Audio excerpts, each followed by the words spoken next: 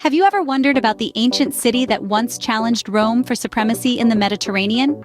Picture a civilization born from the ashes of a fallen empire, a city-state that rose to become one of the most formidable powers of the ancient world. Welcome to the enigma of Carthage. Situated on the eastern side of Lake Tunis, Carthage was the heart of the Carthaginian Empire in present-day Tunisia. It was a beacon of trade and culture, a hub of maritime prowess and mercantile wealth.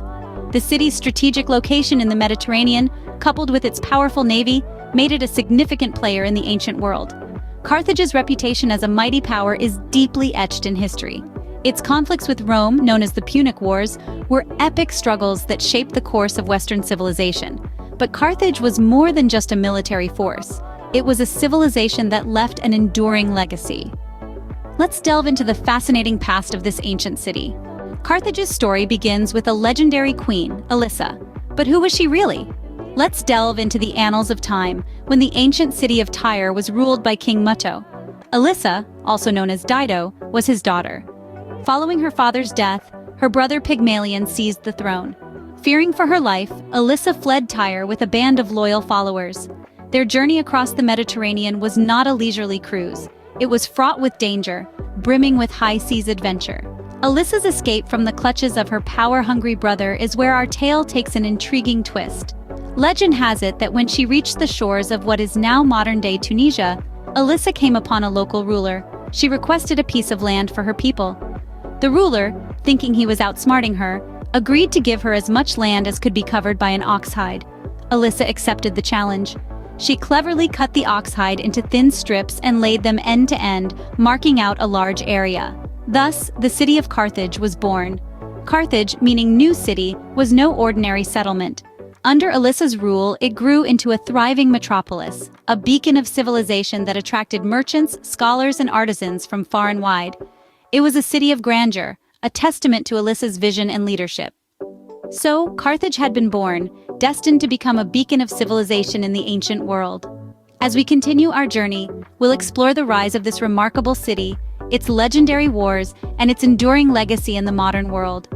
But for now, let's honor the memory of Elissa, the queen who dared to dream and in doing so, birthed a civilization. From its mythical founding, Carthage began to rise. But how did it become such a powerful entity? Well, let's dive into the fascinating journey of Carthage's development. Carthage was not built in a day, nor did it rise to power overnight. It was a result of years of strategic planning, economic development, and political maneuvering. Carthage's strategic location on the Mediterranean allowed it to establish an extensive trade network. The Carthaginians were master seafarers and merchants. They traded with various civilizations, from the Iberian Peninsula to the coasts of North Africa and beyond. Their trade routes spanned across the Mediterranean, reaching as far as the British Isles in the north and the western coast of Africa in the south. But trade was just one aspect of their success. The Carthaginians also had a formidable navy, which was considered one of the most powerful in the ancient world.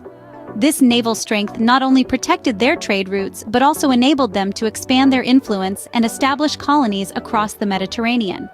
The political structure of Carthage was another significant factor in its rise. It was a republic, governed by two annually elected Safades, equivalent to modern-day presidents.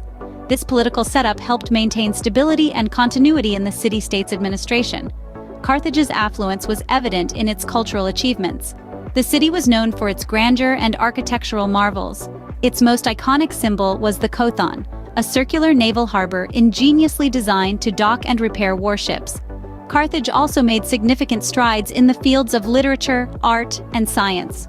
Regrettably, much of this cultural wealth was lost in the fires of war and the passage of time. However, the remnants that survived tell a tale of a city that was once the epitome of sophistication and grandeur. In essence, Carthage's rise to power was a combination of strategic location, economic prowess, naval supremacy, stable political structure, and cultural advancements. Each of these elements played a crucial role in propelling Carthage to the status of a superpower in the ancient world. At its zenith, Carthage was a city to rival any in the ancient world. Carthage's prosperity did not go unnoticed. Rome, another rising power, set its sights on the city. As we turn our attention to this new chapter, we find ourselves in the midst of the Punic Wars, a series of 3 wars fought between the states of Rome and Carthage.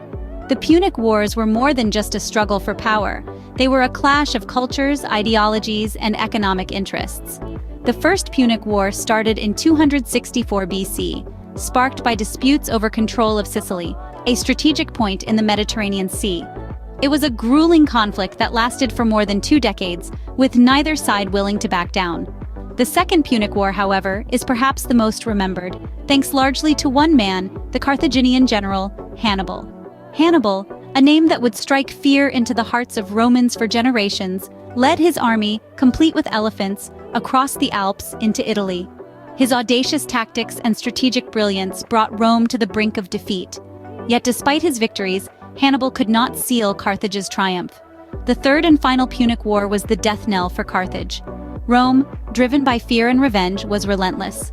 The war culminated in a brutal siege that led to the destruction of Carthage in 146 BC. The city was razed, its walls pulled down, and its fields sown with salt to ensure nothing would grow there again. Yet the spirit of Carthage was not so easily extinguished. The resilience of the Carthaginians in the face of overwhelming odds is a testament to their courage and determination. They fought for their city, their culture, and their way of life with a ferocity that has been remembered throughout history. In 146 BC, Carthage fell, marking the end of a glorious civilization. But as we'll see in our next scene, the legacy of Carthage lives on, echoing through the ages and resonating even today in modern-day Tunisia. The spirit of Carthage lives on in modern-day Tunisia, but how does it manifest today? Well, to answer that, let's take a journey into the heart of Tunisia, where the echoes of Carthage still reverberate through the culture, architecture, and people. In the bustling streets of the capital city, Tunis, the vibrant culture carries whispers of the ancient Carthaginians. The traditional music, the delectable cuisine, the colorful crafts, all have threads woven from Carthage's rich tapestry of history. The influence of Carthage extends beyond cultural nuances. It's deeply etched into the Tunisian dialect of Arabic, bearing traces of Punic, the language of the Carthaginians. Now imagine stepping into the world of the ancients as you explore the archaeological sites that are remnants of Carthage. The ancient city of Carthage, a UNESCO World Heritage Site, is a testament to the grandeur of this once mighty civilization. Here, the ruins of the Punic ports, Roman villas, and the sacred precinct stand as silent witnesses to a bygone era. The magnificent Antonine Baths, one of the largest Roman bath complexes outside Rome, are a sight to behold. Each stone, each ruin, tells a tale of power, prosperity, and a civilization that was way ahead of its time. The spirit of Carthage is not just confined to the history books or the ruins. It's alive in the hearts of the Tunisian people. They carry the legacy of their ancestors with pride, preserving and promoting their heritage. The annual International Festival of Carthage, held in the ancient amphitheater, is a vibrant celebration of this heritage, drawing artists and audiences from across the globe. And so, the legacy of Carthage continues to shape the identity of modern Tunisia. It's a legacy that's woven into the fabric of everyday life, subtly reminding the world of a civilization that was, and continues to be, a beacon of cultural and historical richness. Carthage may have fallen, but its legacy endures, reminding us of a civilization that once held the world in awe.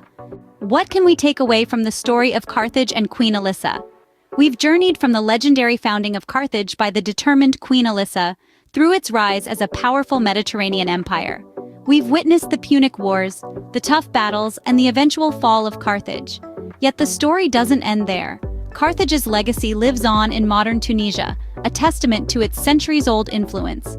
This tale of Carthage isn't just about a city, but about the people who made it thrive, the trials they faced, and the enduring impact they left behind. It's a story of ambition, resilience, and the unyielding human spirit. It's about the rise and fall, the ebb and flow of civilizations, and how they shape our world today. As we reflect on the story of Carthage, we are reminded of the ebb and flow of civilizations and the enduring power of human ambition and resilience.